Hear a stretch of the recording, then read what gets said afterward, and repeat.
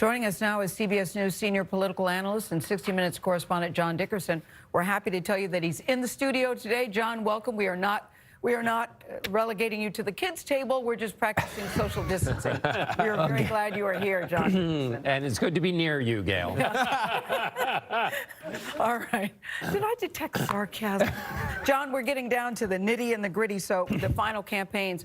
What does this tell us? What does this final lap tell us about what each candidate is doing? Well, the first thing it tells us, which we didn't need to know, that how important Pennsylvania is. All the candidates will be there, so Harris, Pence, Biden, and Trump will all be in Pennsylvania. The turf, if you look at the battleground map, the simplest way to think about it is this is turf the president is defending that he won in 2016. His travel is all about the places he's trying to defend. What's interesting is that one trip Joe Biden is taking into Ohio.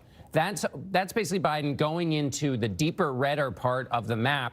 They must be seeing something there, or they're foolhardy at the end. But that is quite interesting. And then the other important thing is they're all trying to turn out the vote on Election Day. There's no persuasion going on. It'll be interesting to see what President Obama does for the black vote with Democrats in his travel. John, the president says we should know the results on election night and has reportedly told people that he'll declare victory if it looks like he's ahead. What do you make of the president saying that? Well, I've spent some time talking to national security officials in the administration and also secretaries of state and election officials in the states. And what they say is that when you've got an election where they are boarding up windows in American cities, you want forces at all levels to be tamping things down, not to be calling the U.S. election system into question. So in that environment, you have perhaps the most vocal voice, the most popular, the person with the biggest platform calling the American election into question.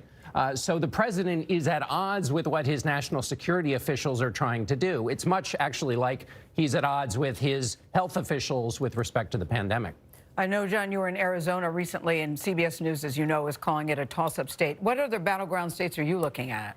Well, Arizona is particularly interesting because it is a booming state. It has the county, Maricopa County, at the center of all of our conversations on election night. The biggest county in Arizona is the fastest growing county in the country. It's the biggest county Donald Trump won in 2016. And he's got so many supporters there, but there's also a rift in the party there. And the reason Arizona is interesting is that's where the country is heading, to be more like a state like Arizona, more diverse. And so if Donald Trump can win there, it means he's winning into America where it's headed.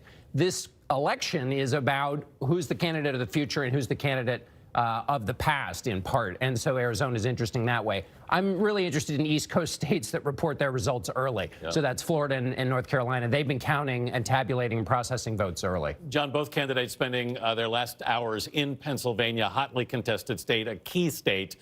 The absentee ballot deadline was extended there. There's a legal battle over it. What's the significance of that? Well, the legal battle it means the Secretary of State in Pennsylvania has said they will count those votes that come in after Election Day. The question is counting them and then holding on to them, adding them to the total. Will they be interrupted by a legal fight? So that's still a bit of a question mark. There's supposed to be more guidance coming from the Secretary of State, I believe, today on what happens. But what it could mean is that those votes get counted, even though they come in later. The president, as we mentioned, has been saying the election has to be determined on Election Day. That's never happened. So it's just another way in which Pennsylvania is going to be a sticky state, in addition to the fact that it takes them a long time to count votes. Many people worry, John, about November 3rd, the day after election. You know, the thinking is the country is going to be deeply divided. It already is. What do you think each candidate needs to do to unite the country? The candidate needs to unite the country the same way a president does, which is to speak to the people who are not in your base. This is a key quality of the president, to understand their needs, to hear them and say, I hear you, and not add just a bunch of gasoline to the floor that can be ignited with people whose emotions are running high. All right, John Dickerson, thank you very much. See you in a couple hours. John and I are part of the CBS News team bringing you election results in a primetime special. We've been working all weekend, and tomorrow night, CBS News 2020 Election Night, America Decides. Norah O'Donnell is leading the coverage, so we'll be joining her along with Margaret Brennan and Ed O'Keefe. Starts at 7 o'clock Eastern, 6 Central, and will go as late as it goes right here on CBS.